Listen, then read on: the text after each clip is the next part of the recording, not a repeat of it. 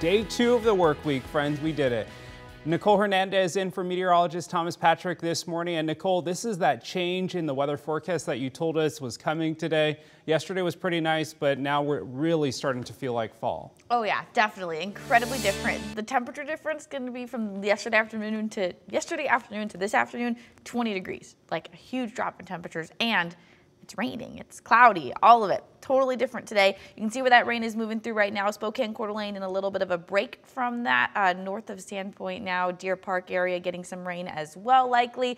But as we look forward, we're going to continue seeing patches of rain move their way through. This is in just a couple of hours, 9:30. You can see Spokane, Coeur d'Alene, a lot of northern Spokane there, all going to be under that rainfall for the rest of the morning here. As we look forward to the afternoon, we also get more rain. It's really just going to come in patches, and even if it stops for a little bit, you'll likely see more all the way through tomorrow. A traffic alert for you this morning on your morning commute starting at 7. So right now, work will begin on both eastbound and westbound I-90. This work will force the right lane to close in both directions at each of the interchanges between Cheney and Sprague. You can see the list of impacted areas here on your screen. The work runs from 7 in the morning until 5:30 in the evening every day. Work is estimated to wrap up next Thursday, the 19th. In a matter of hours, President Biden is expected to address the fighting in Israel in a speech later this morning. More than 1,500 people have been killed, including 11 Americans, since the surprise attacks began on Saturday. CBS News' Naomi Reckham has the latest on the fighting and the reaction as we wait to hear from the White House.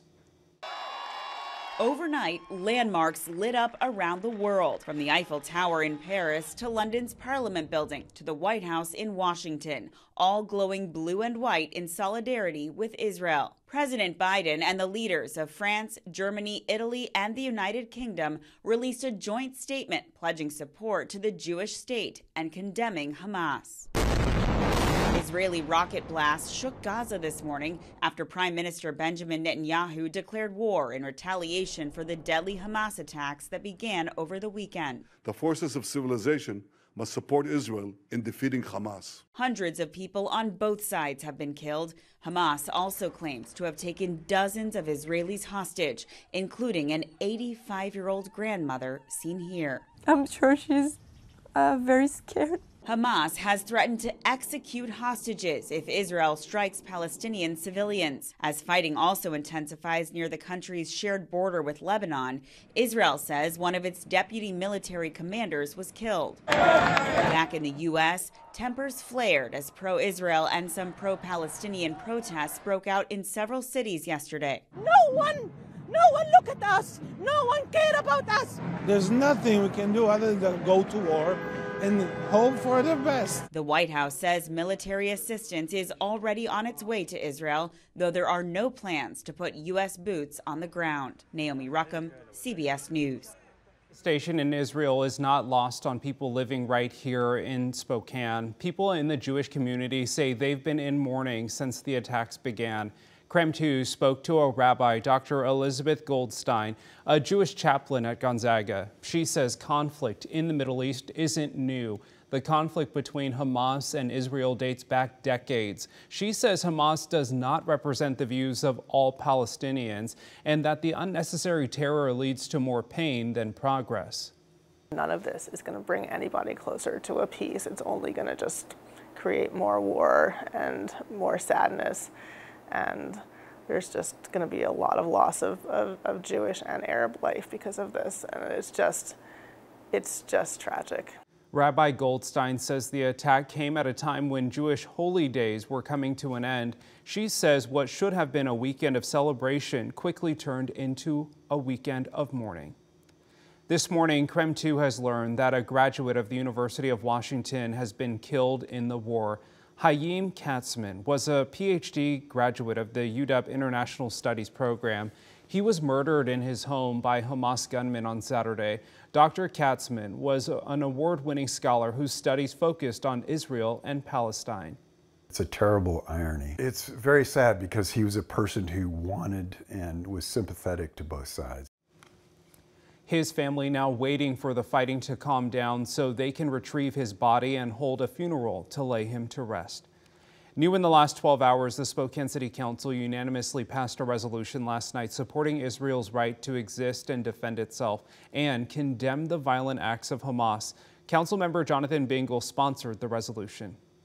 I was watching it. There were certain videos that struck me pretty close, especially when it was dealing with young children.